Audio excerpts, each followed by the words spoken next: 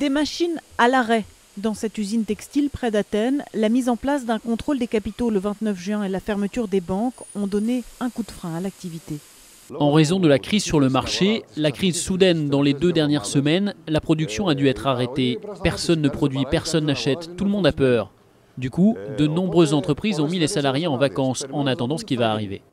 Payer les fournisseurs étrangers, c'est le point faible des entrepreneurs grecs depuis le début de la crise. Nous ne pouvons pas obtenir de matières premières parce que nous ne pouvons pas payer nos fournisseurs. Et notre faiblesse vient du fait que nous ne disposons pas de compte bancaire à l'étranger.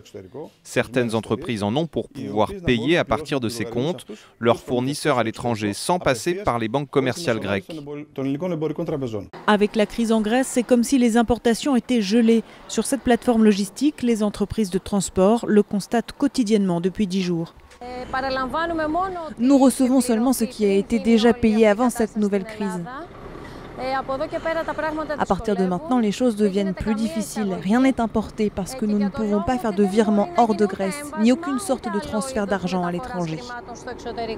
Autre secteur touché, celui des petits maraîchers. Ils effectuent leurs transactions presque uniquement en liquide. Les retraits d'argent étant toujours limités à 60 € par jour, difficile pour eux d'écouler leurs marchandises.